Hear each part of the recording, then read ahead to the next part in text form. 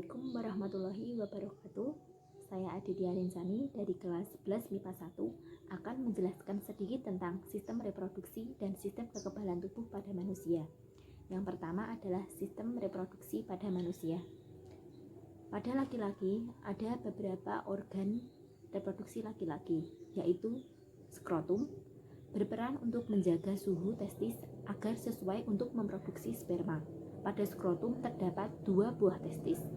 Testis adalah alat kelamin bagian dalam yang berfungsi untuk memproduksi sperma dan hormon testosteron.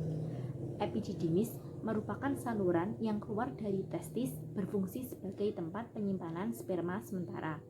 Saluran uretra berfungsi sebagai saluran keluarnya sperma dan urin. Vesicula seminalis merupakan kelenjar yang menghasilkan zat yang berisi basa atau alkali, fruktosa atau gula monosakarida, hormon prostaglandin, dan protein pembekuan.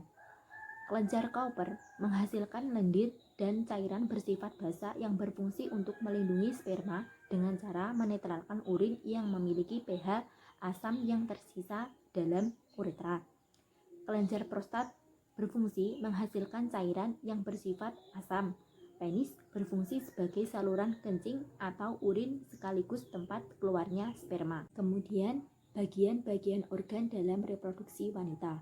Ovarium atau indung telur berfungsi sebagai tempat oogenesis serta menghasilkan hormon estrogen dan progesteron. Tuba Fallopi berfungsi membawa sel telur dari infundibulum ke rahim. Di sini terjadi fertilisasi atau pembuahan. Uterus terdapat endometrium yang berfungsi sebagai tempat implantasi zigot dan pembuahan janin. Vagina berfungsi sebagai organ kopulasi serta jalan aliran menstruasi dan jalan lahir bayi. Rahim berfungsi sebagai tempat berkembangnya janin setelah sel telur dibuahi oleh sel sperma. Kemudian adalah skema spermatogenesis, yaitu sel sperma dari spermatogonium melalui pembelahan mitosis menjadi spermatosit primer. Kemudian dari spermatosit primer melalui pembelahan meiosis menjadi spermatosit sekunder. Dari spermatosit sekunder melalui pembelahan meiosis 2 menjadi spermatid. Dari spermatid jadilah spermatozoa atau sperma matang. Spermatozoa akan siap dikeluarkan bersamaan dengan air mani ketika seorang laki-laki mengalami ejakulasi. Kemudian adalah skema oogenesis, yaitu pertama dari oogonium melalui pembelahan mitosis menjadi oosit primer. Dari oosit primer melalui pembelahan meiosis 1 menjadi oosit sekunder. Dengan pembelahan meiosis 2, oosit sekunder menjadi ovum dan badan polar. Dari ovum dan badan polar kemudian mengalami pertumbuhan sel dan kemudian menjadi sel telur dewasa. Kemudian adalah tahap-tahap menstruasi. Menstruasi terjadi melalui 3 fase, yaitu praovulasi dan ovulasi, pramenstruasi, dan menstruasi. Pertama, praovulasi dan ovulasi. Fase ini terjadi penebalan pada lapisan dinding rahim yang luruh pada saat menstruasi. Menebalnya dinding rahim ini merupakan peran dari hormon estrogen yang sudah kembali meningkat setelah menstruasi. Kedua, pramenstruasi. Fase ini lapisan dinding rahim akan mengalami penebalan. Penebalan terjadi karena folikel yang pecah akan memproduksi hormon progesteron yang memang berperan dalam proses penebalan dinding rahim. Ketiga, menstruasi. Terjadi antara 3 hingga 7 hari. Dalam fase menstruasi, wanita mengeluarkan darah dengan jumlah antara 30 sampai dengan 40 ml.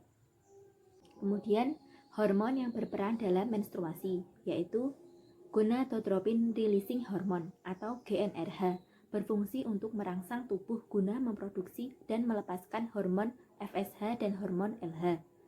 Kemudian follicle stimulating hormone atau FSH berfungsi untuk membuat telur yang berada dalam ovarium menjadi matang sehingga siap disalurkan ke rahim. Kemudian luteinizing hormone atau LH berfungsi merangsang ovarium agar melepaskan telur. Kemudian hormon estrogen berperan untuk menjaga keteraturan siklus reproduksi pada wanita, dan hormon progesteron bekerja sama dengan hormon estrogen menjaga siklus reproduksi dan menjaga kehamilan. Kemudian adalah gangguan-gangguan pada sistem reproduksi. Gangguan pada sistem reproduksi wanita meliputi amenore primer, gejala tidak terjadinya menstruasi hingga usia 17 tahun. Amenore sekunder, tidak terjadi menstruasi selama 3-6 bulan pada wanita yang telah mengalami siklus menstruasi sebelumnya. Endometriosis, terdapat jaringan endometrium di luar uterus. Mioma uterus, tumor jinak berupa daging yang tumbuh pada dinding rahim. Gangguan sistem reproduksi pada laki-laki. Disfungsi ereksi, ketidakmampuan pria mempertahankan ereksi. Ginekomastia, pembesaran payudara pria akibat produksi estrogen yang berlebihan. Hipogonadisme, penurunan fungsi testis akibat gangguan hormon. Kanker penis, biasanya terjadi pada pria yang tidak dihitan sehingga terjadi penimbunan sekresi kental di bawah prepusium. Selanjutnya adalah sistem kekebalan tubuh pada manusia. Jenis-jenis kekebalan tubuh. 1. Berdasarkan asalnya, ada sistem kekebalan tubuh non-spesifik. Ini diperoleh sejak lahir atau bawaan. Sistem ini dibagi lagi menjadi sistem kekebalan non-spesifik eksterna, meliputi kulit, lendir, membran mukosa, dan sistem kekebalan non-spesifik interna, meliputi sel darah putih. Kemudian sistem kekebalan tubuh spesifik atau buatan atau adaptif. Aktif apabila terdapat antigen yang mampu melewati sistem kekebalan tubuh non-spesifik.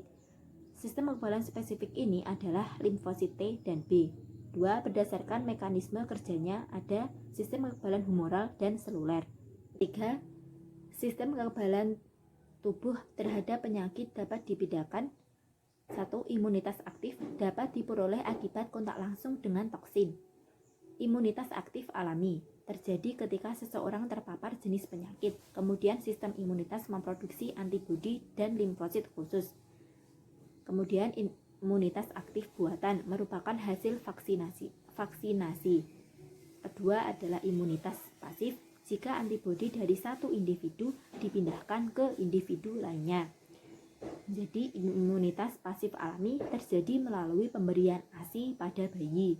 Kemudian imunitas pasif buatan terjadi melalui injeksi antibodi dalam serum yang dihasilkan oleh orang atau hewan yang kebal karena pernah terpapar antigen tertentu. Kemudian yang terakhir adalah kelainan-kelainan pada sistem kekebalan tubuh. Yang pertama adalah penyakit autoimunitas, merupakan kegagalan sistem imunitas untuk membedakan sel tubuh dengan sel asing, sehingga sistem imunitas menyerang sel tubuh sendiri. Contohnya anemia pernisiosa, penyakit Addison, artritis reumatoid, dan lain-lain. Yang kedua adalah hipersensitivitas atau alergi, adalah peningkatan sensitivitas atau reaktivitas terhadap antigen yang pernah dikenal sebelumnya. Yang ketiga adalah imunodefisiensi, adalah kondisi menurunnya keefektifan sistem imunitas atau ketidakmampuan sistem imunitas untuk merespons antigen. Yang dapat dibagi dua yaitu defisiensi imun kongenital, keadaan tidak memiliki sel B maupun sel T sejak lahir, dan AIDS, acquired immunodeficiency syndrome, disebabkan oleh virus HIV, human immunodeficiency virus.